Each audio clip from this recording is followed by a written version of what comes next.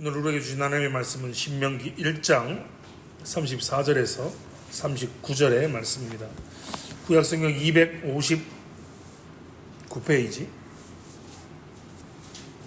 신명기 1장 34절에서 39절의 말씀을 저와 여러분이 한 절씩 교독하고 마지막 39절의 말씀을 함께 읽겠습니다.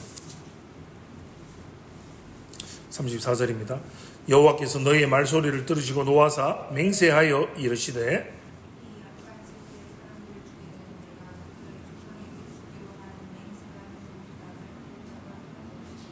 오직 여분네의 아들 갈렙은 온전히 여호와께 순종하였은즉 그는 그것을 볼 것이요 그가 밟은 땅을 내가 그와 그의 자손에게 주리라 하시고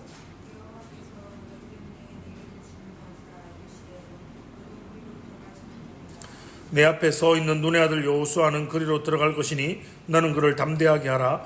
그가 이스라엘에게 그 땅을 기업으로 차지하게 하리라. 또 너희가 사로잡히리라 하던 너희의 아이들과 당시에 선악을 분별하지 못하던 너희의 자녀들도 그리로 들어갈 것이라. 내가 그 땅을 그들에게 주어 산업이 되게 하리라. 아멘. 신명기 강의 6번째 시간입니다. 신명기 1장 34절에서 39절의 말씀을 가지고 순종, 불순종 그렇게 단순한 문제가 아니다라는 제목으로 하나님의 말씀을 나눌 때 하늘로부터 임하는 은혜와 복들이 풍성하게 임하는 복된 시간, 복된 성도님들 되시기를 주님의 이름으로 축원합니다. 잘 알고 있는 이야기입니다. 가나안 정탐꾼의 이야기 그리고 이스라엘 백성들의 반응에 대한 부분을 함께 살펴보고 있습니다. 오늘 설교 제목이 좀 독특하죠? 설교 제목을 같이 한번 다시 읽어보겠습니다. 시작. 순종, 불순종 그렇게 단순한 문제가 아니다. 본문의 말씀을 보고 그리고 우리가 잘 아는 대로 생각해 보십시오. 이스라엘 백성들이 가데스 바네아에서 정탐꾼의 보고를 받고 좀 못 들어가겠네. 그리고 불평하고 원망하고 하나님의 언약의 말씀에 대한 불순종 때문에 그 벌로 인해서 그 징계로 인해서 그래서 약속의 땅 가나안 땅에 못 들어갔겠구나. 그저 단순히 이렇게 순종과 불순종으로 생각해서는 안 된다라는 겁니다. 이스라엘 백성이 하나님의 언약을 믿지 않아서 가나안에 들어가지 못했다라는 표현은 틀린 표현은 아니지만 이렇게만 말해서는 안 된다라는 겁니다. 여러분 이 부분이 왜 어렵냐면 36절의 말씀을 한번 보십시오. 오직 여분네의 아들 갈렙은 온전히 여호와께 순종하였은즉 그는 그것을 볼 것이요 그가 밟은 땅을 내가 그와 그의 자손에게 주리라 하시고 36절에 갈렙은 온전히 여호와께 뭐 했다고요? 순종하였은즉 그는 그것을 볼 것이다 라고 말하는 겁니다. 자, 갈렙은 온전히 여호와를 순종하였기 때문에 들어간 것이고 그럼 들어가지 못한 이스라엘 백성들은 반대로 온전히 순종하지 못했다. 불순종해서 못 들어간 것이 되잖아요. 가나안에 들어가는 것은 어떠한 사건, 어떤 한 번의 결정에 의한 보상 혹은 벌, 징계에 대한 것이 아니라는 겁니다. 한 번의 순종과 한 번의 불순종으로 결정되는 것이 아니라는 말입니다. 여러분 성경은 서로 상충되지 않습니다. 성경은 서로 이해관계가 대립되지 않습니다. 이스라엘 백성들이 정탐꾼의 보고를 받고 가데스 바네아에서 거기에서 한 번의 순종, 거기에서 한 번의 불순종으로 결정되어서 순종에 대한 보상은 가나안 입성, 불순종에 대한 벌과 징계로서 가나안에 못 들어가게 되면 39절의 말씀을 설명할 방법이 없어집니다. 39절의 말씀을 다시 한번 보겠습니다. 또 너희가 사로잡히리라 하던 너희의 아이들과 당시에 선악을 분별하지 못하던 너희의 자녀들도 그리로 들어갈 것이라. 순종에 대한 보상으로 가나안을 들어가고 불순종으로 인한 죄와 벌, 징계로 가나안 땅에 못 들어가면 그렇게만 해석하면 너희의 자녀들, 선악을 분별하지 못하는 너희의 자녀들은 가나안에 들어갈 수 있습니까? 가나안에 들어갈 수 없습니까? 선악을 분별하지 못했던 너희의 자녀들이 가나안 땅에 들어갔는데 그들이 순종했다, 그들이 불순종했다라는 표현이 성경에 없습니다. 그럼 여기에 모순이 생기는 겁니다. 갈렙은 순종해서 들어갔고 순종하지 못한 이스라엘 백성들은 못 들어갔으면, 순종했으면 아이들도 들어갔을 것이고 순종 안 했으면 못 들어가야 되는 게 돼야 되잖아요. 그런데 아이들이 들어갈 것이다라고 말했는데 그 아이들에 대해서는 아이들이 순종했다, 불순종했다라는 표현이 없다는 겁니다. 성경은 모순이 없는데 모순이 생기잖아요. 그래서 단순하게 흑백 논리, 순종하면 가나안 땅, 불순종하면 가나안 땅 못 들어감, 이렇게 순종은 들어가고 불순종은 못 들어갔다라고 흑백 논리로 단순하게 생각해서는 안 된다라는 겁니다. 그럼 도대체 가나안에 들어가는 것은 도대체 무엇인가라는 질문이 던져집니다. 약속의 땅, 가나안 땅, 젖과 꿀이 흐르는 가나안 땅은 하나님의 통치에 들어가는 것입니다. 여러분, 우리가 이 땅에 살면서 우리가 주일 예배를 지키고 주일 성수를 하고 주일 헌금과 10의 1조와 감사헌금과 절기헌금을 하고 우리의 모든 신앙생활을 하면서 우리가 이 땅에 살면서 신앙생활을 하는 모든 일에 대한 업적, 보상, 수고, 섬김 때문에 천국에 들어가는 것이 아니라는 겁니다. 내가 목사로 평생 교회를 섬겼고, 누군가는 사모로 평생을 섬겼고, 누군가는 교사로, 누군가는 집사로, 누군가는 장로로, 누군가는 권사로, 누군가는 성도로 평생 교회를 섬겼고, 내가 이렇게 11조를 많이 하고, 내가 이렇게 감사헌금도 많이 하고, 내가 이거 하고 저거 하고 이거 했기 때문에 천국에 들어가는 것이 아니라는 겁니다. 우리가 육신의 삶을 살면서 얼마 동안 교회를 위해서 헌신하고 충성하고 전도를 몇 명 했고 봉사를 이만큼 하고 헌금을 많이 했고 이런 것들에 대한 업적, 그 업적에 대한 보상으로 내가 천국을 하나님께 상으로 받았구나, 그 상이 천국이다라는 것이 아니라는 겁니다. 하나님의 통치 아래 들어간다는 것, 하나님이 저와 여러분을 천국의 백성으로 하나님의 자녀로 삼아 주셨기 때문에 우리가 들어가는 것입니다. 그리고 하나님의 자녀, 하나님의 나라의 백성으로 삼아 주셨기 때문에 우리에게 순종과 신앙을 요구하시는 겁니다.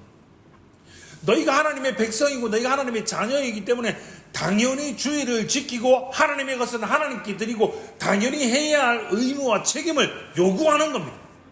너희가 그것을 하면 내 백성이 되고 너희가 그것을 하면 천국에 들어갈게, 넣어줄게가 아니라 이미 들어가는 것을 약속해 주셨고 그 자격과 신분을 가진 자답게 온전한 의무와 온전한 책임을 요구하시는 겁니다.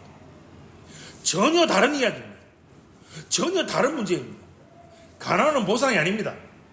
천국은 보상이 아닙니다. 자, 우리는 기브 앤 테이크에 너무 익숙해져 있습니다. 누군가에게 뭘 받으면 줘야 됩니다. 이게 너무 익숙하잖아요. 내가 저 커피를 먹고 싶은데, 내가 저 과자를 먹고 싶으면 어떻게 해야 됩니까? 돈 내야 됩니다. 내가 기부해야 테이크 할 수 있습니다. 이게 너무 익숙하기 때문에 우리들에게는 그러면 내가 뭔가를 해야, 내가 뭔가에 대한 일을 해야 그에 합당한 대가를 받고 보상을 받는다라고 생각한다라는 겁니다. 이런 마태복음 20장 1절에서 16절에 포도원 품꾼 비유를 이러한 관점에서 한번 생각해 보십시오.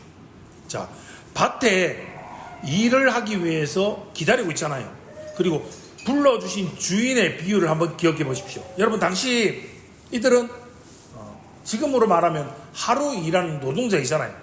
당일 일하고 당일 품삯을 받고 당일 그것 가지고 먹고 사는 이들을 위해서 주인이 불러주신 겁니다. 그런데 그들의 반응은요, 남들과 비교하죠. 주인은 처음에 약속한 대로 주십니다. 어떻게 주시죠?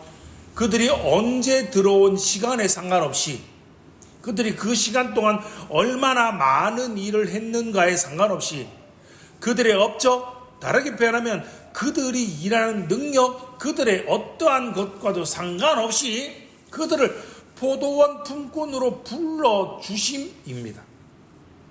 가나안에 들어가는 것, 천국에 들어가는 것 역시 내가 이만큼 일을 했고, 내가 이만큼 일을 할 수 있고, 내가 이런 공적을 쌓았고, 선행과 업적의 보상으로 들어가는 것이 아니라는 겁니다. 이러한 관점에서 마태복음 18장 1절을 다시금 살펴보면 제자들이 예수님께 나와 이렇게 묻습니다. 예수님, 천국에서는 누가 제일 큽니까? 우리가 너무 잘 알고 있는 본문이고 내용이죠. 이 질문을 이렇게 바꿀 수 있는 겁니다. 천국은 어떠한 공적의 보상으로 가는 곳입니까? 다르게 물어보면, 다르게 표현하면, 예수님, 무엇을 하면 천국에서 큰 대접을 받을 수 있습니까? 라고 묻는 겁니다. 자, 질문이 이렇잖아요. 내가 무엇을 하면 천국에서 큰 대접을 받을 수 있습니까? 라고 물으면 어떻게 대답해야 됩니까? 이것 하면, 저것 하면 큰 대접을 받을 수 있다. 이게 맞잖아요. 이게 질문에 대한 올바른 대답이잖아요. 그런데 동문서답을 하십니다. 우문현답을 하시죠. 천국에 대한 올바른 이해의 결핍, 부족으로 어리석은 질문, 바보 같은 질문을 하고 있는 제자들에게, 그리고 우리들에게 올바르게 대답을 해주시는 겁니다. 뭐라고 대답하십니까? 어린아이와 같아야 한다. 여기서 어린아이는 순진함을 이야기하는 게 아닙니다. 사람들의 능력이나 업적의 보상으로 주어지는 것이 아니라 어린아이들, 지금 잠옷실에 있는 어린아이들을 잘 생각해 보십시오. 저 아이들은 부모 아래, 부모의 보호, 통치를 받고 있는 겁니다. 천국에 들어가는 건, 가나안에 들어가는 건 하나님의 보호하신 것, 하나님의 통치 아래 있는 것이라고 말씀해 주시는 겁니다.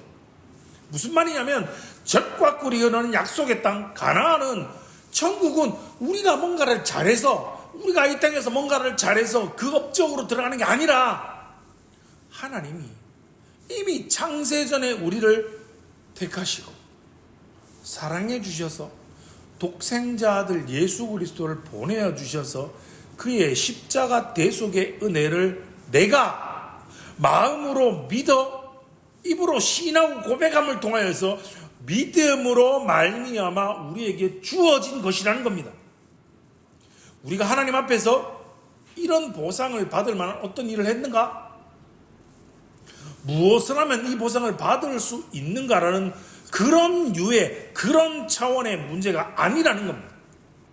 우리의 순종, 저와 여러분의 믿음은 그 믿음 이전에 하나님 이미 창세전에 우리를 택하시고 우리에게 천국을 주시고 우리를 하나님의 자녀 삼아 주시기를 기뻐하셨던 하나님의 작정하심, 하나님의 섭리하심의 문제라는 겁니다.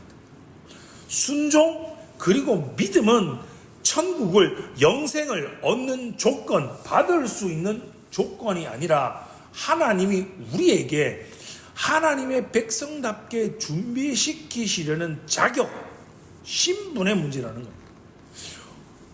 신명기 1장 28절의 말씀을 다시 한번 보십시다. 신명기 1장 28절의 말씀 같이 한번 읽어보겠습니다. 시작. 우리가 어디로 가랴?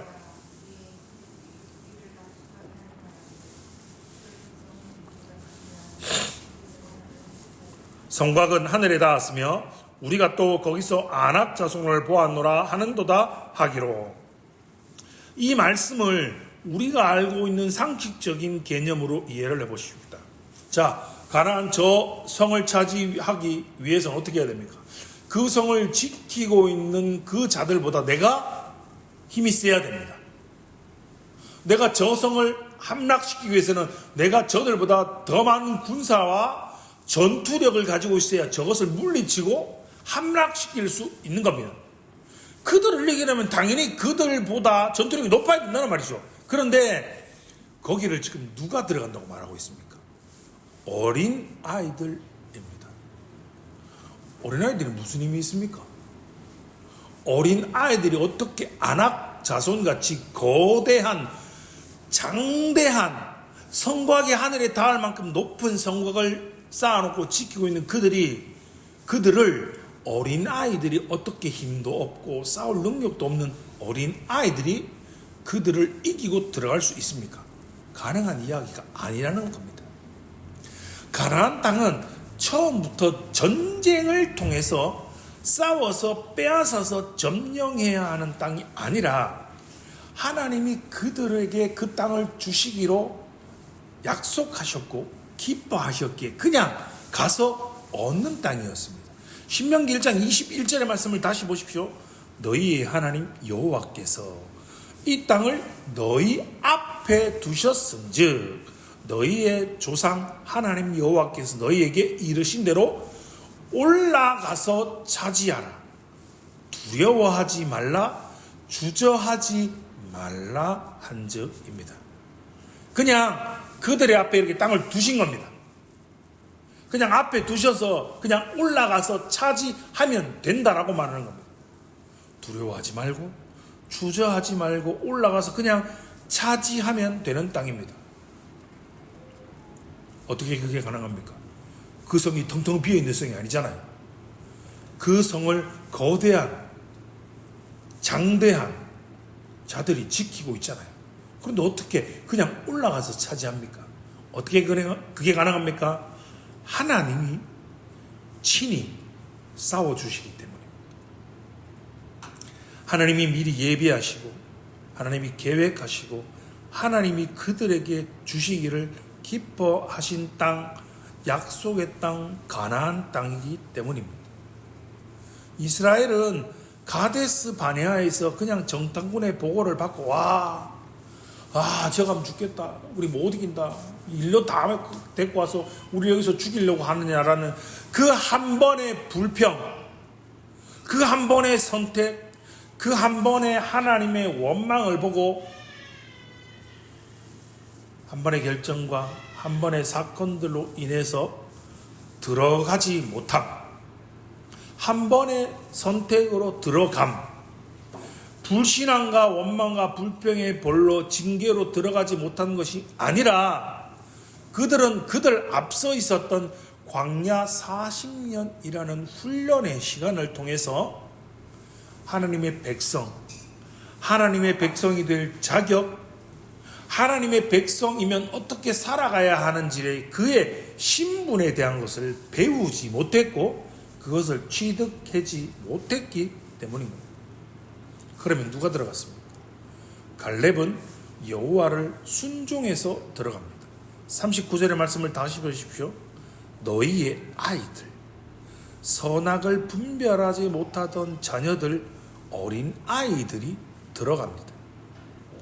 여러분, 순종한 보상으로 들어가는 것이 아니라 부모의 가르침에, 부모의 다스림에, 부모의 통치에 순응하는 어린 아이들, 바로 하나님의 통치하심에 하나님이 말씀하신 대로 듣고 믿고 그대로 순종하며 하나님의 통치하심에 순응하는 법을 배웠던 어린 아이들이 가나안 땅의 천국에 들어가는 것입니다. 보상의 개념이 아니라 하나님의 다스림, 하나님의 통치에 순응하는 법을 배워서 하나님의 백성의 자격을 가지고 있느냐, 하나님 백성의 신분을 가지고 있느냐의 문제인 겁니다. 그렇기에 신명기는 언제나 동일한 결론으로 돌아옵니다. 그것이 무엇입니까? 하나님의 말씀에 순종하는 것이 복받는 길이다라고 말하고 있는 겁니다.